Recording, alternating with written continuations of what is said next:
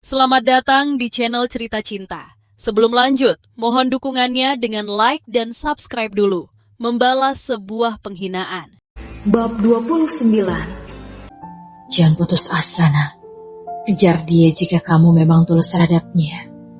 Ya, mungkin memang agak sulit, karena dia pernah merasakan terluka di masa lalu.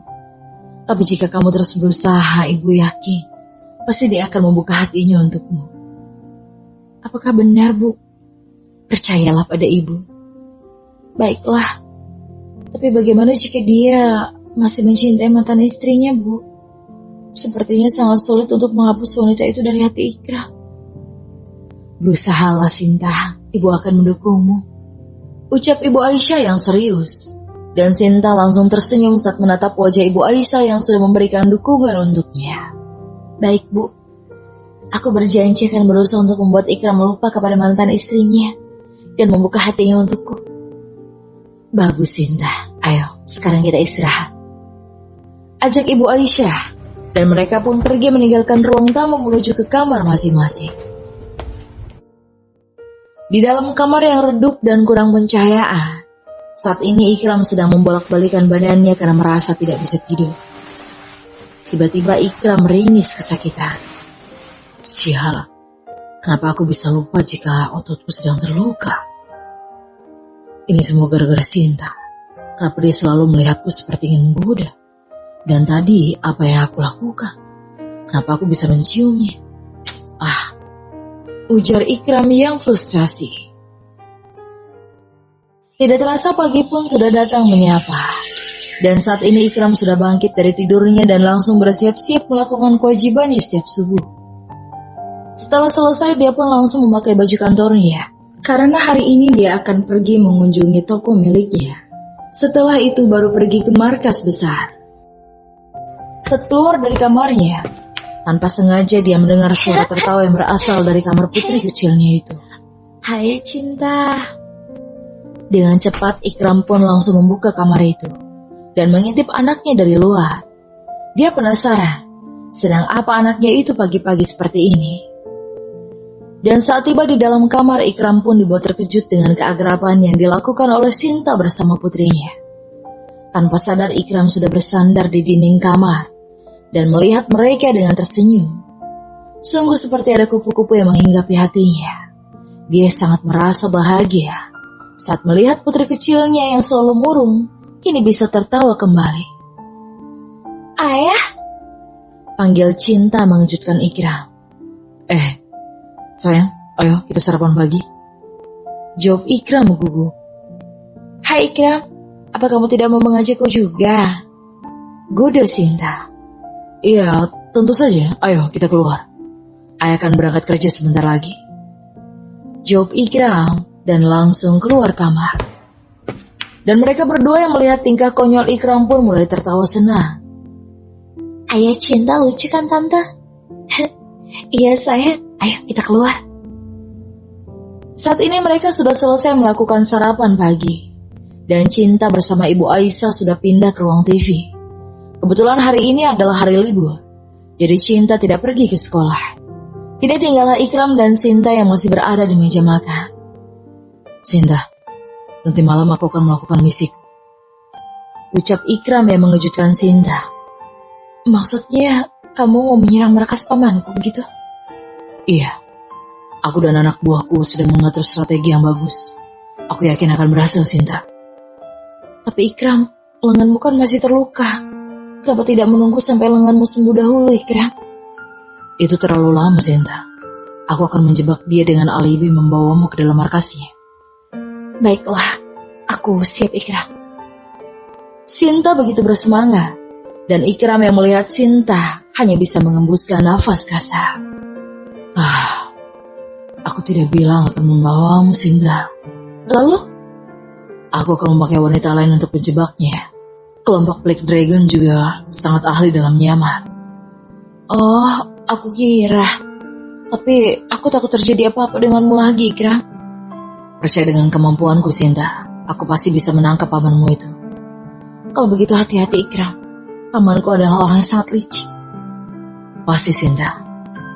Dan Sinta pun kembali menatap wajah Ikram dengan lama, membuat Ikram salah tingkah dan memalingkan wajahnya. Selalu aku yang kalah. Kenapa aku tidak bisa membalas menatapnya juga? Wanita ini benar-benar membuatku jantungan. Setelah tiba di kantor miliknya, Ikram pun langsung memasuki ruang kerja dan segera mengerjakan semua tugasnya yang sudah sangat menumpuk. Dengan tekun dan rapi, Ikram mengerjakan semua pekerjaan itu. Dari hal kecil sampai hal penting sekalipun, Ikram sangat detail dan teliti dalam desain gambar yang sedang ia rancang. Tepat pukul 3 sore akhirnya Ikram telah menyelesaikan hasil desain yang dia buat untuk seluruh proyek yang sedang ia tangani. Bahkan dia pun sudah selesai mendesain gambar kafe yang Sinta minta tempo hari.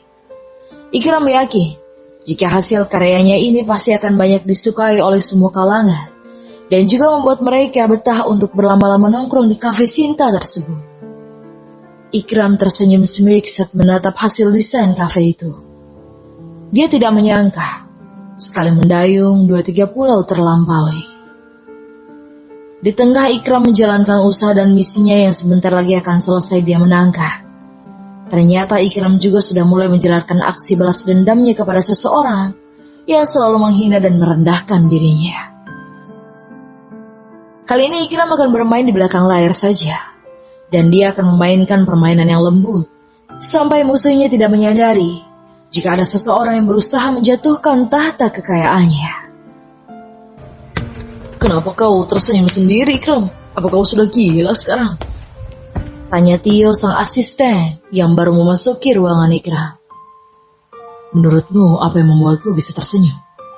Mana aku tahu. Memangnya aku dukun bisa menebak isi kepalamu?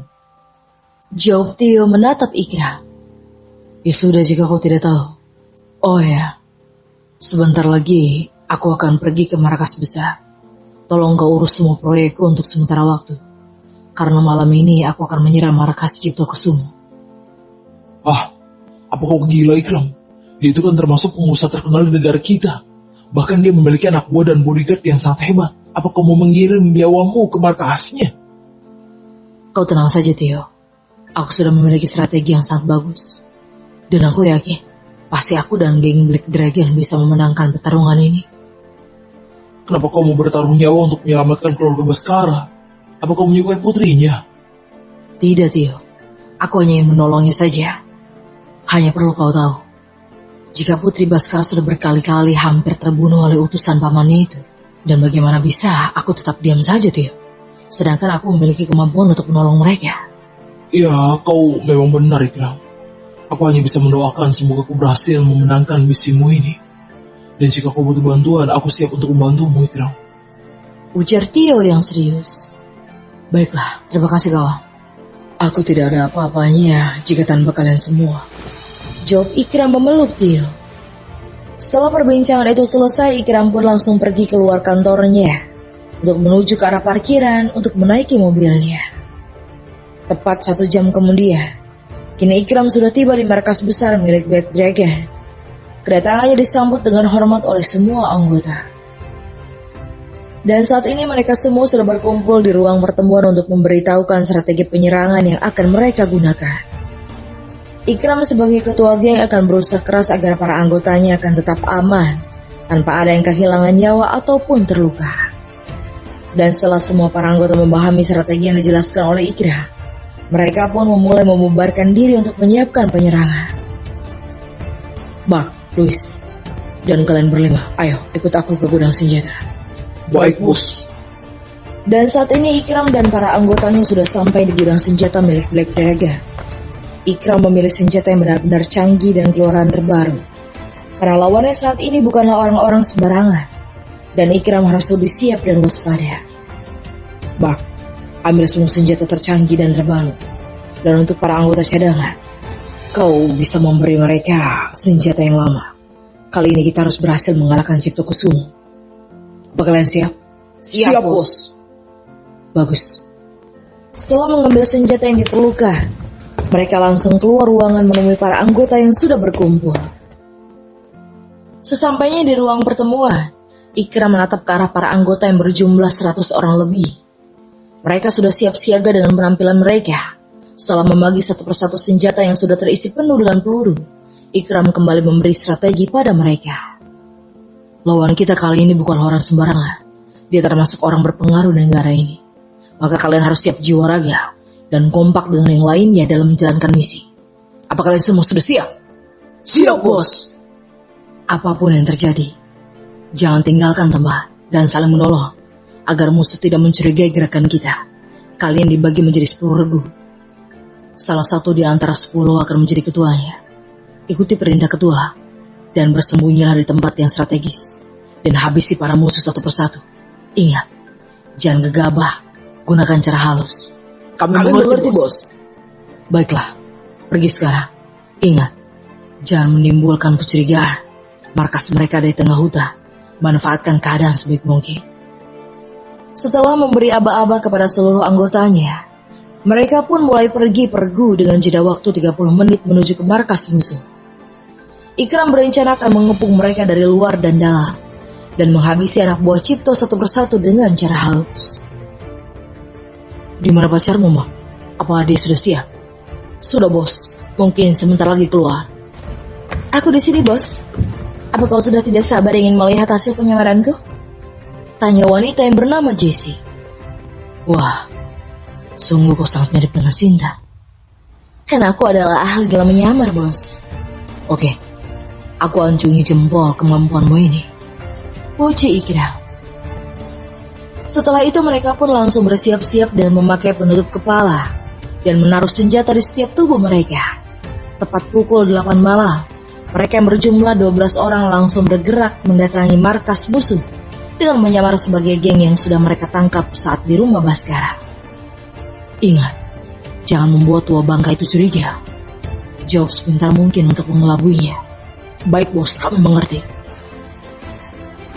Dan setelah menempuh perjalanan selama 3 jam, mereka pun telah sampai di markas musuh. Di mana, bos? Tanya Ikram kepada pengawal penjaga. Di dalam. Siapa wanita itu? Apakah berhasil menangkap kelinci kecil, bro? Menurutmu? Ya sudah, kami akan masuk menemui bos sekarang. Pasti dia akan sangat senang melihat keberhasilanku ini. Ayo, kita masuk. Dan bawa kelinci kecil, jangan sampai dia melarikan diri. Baik, bos. Dan mereka pun menuju masuk ke dalam markas. Dengan gaya cool, Ikram benar-benar melakukan sandiwaranya dengan sangat apik. Begitupun dengan anggota yang lain. Di sebuah kamar yang redup dan mewah, terdengar suara desahan pasangan yang sedang mencapai surga dunianya. Dengan keringat yang terus mengalir di tubuh mereka, membuat permainan di atas ranjang itu semakin terasa panas dan bergelora. Dan dengan gerakan cepat, pria parubaya itu langsung mengubah gaya mereka. Dia mengukung wanitanya dengan sangat cepat. Tampak wajah dan matanya sudah menahan sesuatu yang ingin segera dikeluarkan. Dengan tenaga penuh dia langsung menambah kecepatannya. Terbukti, jika umur tidak mempengaruhi tenaga saat sedang bercinta, semua terasa indah dan nikmat. Terdengar suara pintu yang diketuk berkali-kali, membuat pria itu mulai kehilangan kendalinya. Dan pria parubaya itu pun mulai melakukan kembali aksinya, dan tak menghiraukan suara ketukan tadi. Sampai pada saat puncak yang datang, ternyata ketukan pintu itu semakin keras, dan membuat gairahnya turun drastis. Breng, kenapa mereka mengganggu kesenanganku? Biadab, akan aku habisi mereka. Ini karena ulahmu, kau terlalu lama membuatku mencapai puncak. Lihat saja, akan aku balas perbuatan bodohmu ini. Teriaknya marah dan melempar bantal ke arah wanita tersebut. Dengan segera Cipto mengenakan bajunya yang sudah berserakan di lantai. Dan dia langsung membuka pintu untuk menghajar anak buah yang sudah menghancurkan kenikmatannya. Bangsat kalian semua.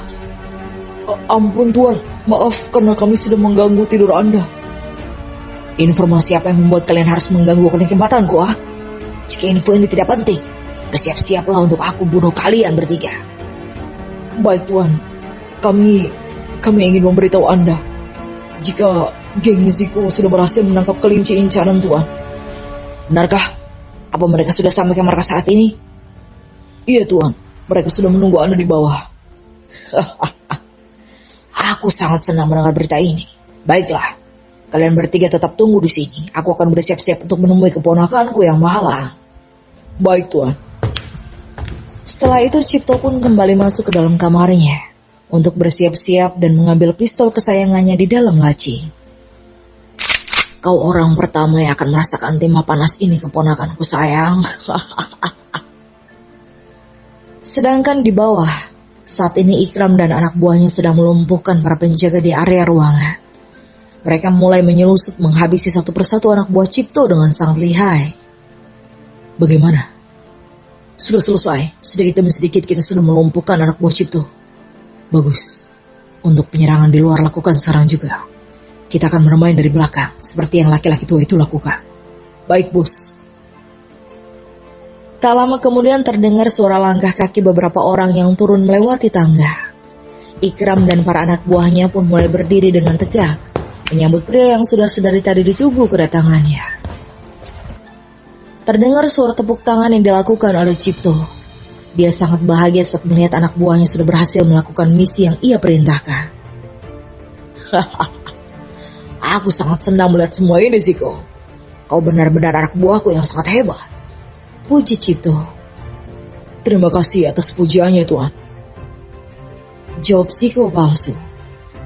Wah, ternyata sudah ada keponakanku yang malang tepat berada di depan mataku. Oh ya, kenapa kalian menutup wajah cantik keponakanku? Kami sengaja, Tuan, agar dia tidak bisa melihat tempat yang akan dia tuju. Ya, benar apa katamu. Baiklah, tidak perlu menunggu lama. Sekarang aku akan menghabisimu, keponakanku. Dan wanita yang menyamar sebagai Sinta pun mulai memberontak dan memohon agar pamannya mau melepaskan dan tidak membunuhnya. Hei kau, cepat kau ambil pecutku di gudang senjata. Aku akan memberi pelajaran sedikit untuk kelinci kecil ini. Baik, Tuan. Setelah anak buahnya pergi, Cipto pun langsung tersenyum tertawa. Sungguh dia sangat senang dengan apa yang akan ia lakukan sebentar lagi. 10 menit berlalu, tapi anak buah yang ia suruh tidak kunjung datang, membuat Cipto meradang dan marah. Kenapa dia lama sekali? Apa gudang senjataku sudah pindah tempat, ha? Ucap Cipto yang marah. Cepat kau susul dia. Aku sudah tidak sabar ingin menyiksa kelinci itu. Baik, Tuan. Dan satu lagi anak buah Cipto sudah menyusul temannya. Tanpa mereka tahu, jika Ikram sudah menaruh salah satu anggotanya untuk menghabisi mereka. Brengsek. Kenapa mereka lama sekali? Dan kemana anak buahku yang berjaga di ruangan ini? Kenapa sangat terlihat sunyi? Tuan, apa perlu aku ikut mengambil senjatamu itu? Tanya Ziko palsu. Tidak, ayo kita lakukan sekarang juga. Aku sudah membawa senjata kesayanganku. Dan Cipto langsung mengeluarkan senjata yang ia simpan di balik tubuhnya. Buka penutup wajahnya sekarang. Perintah Cipto. Tak lama kemudian terbukalah penutup wajah yang ada di kepala wanita itu. Dan sesaat kemudian Cipto mulai terkejut dan berubah wajahnya menjadi merah. Siapa dia? Dia bukan Sinta. Sebenarnya siapa yang kalian tangkap, ha? Dasar puru. Aku akan membunuhmu, bajingan. Bersamu